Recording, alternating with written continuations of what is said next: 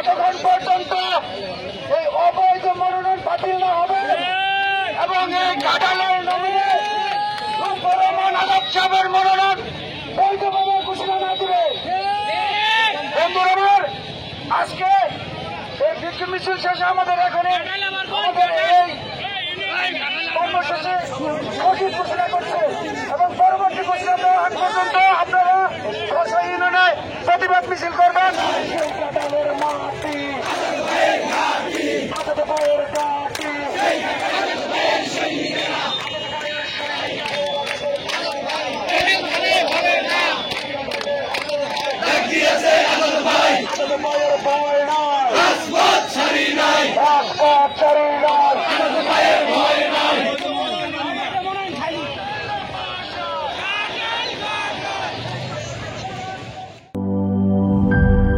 জীবনের সাথে চলে high five all time healthy life.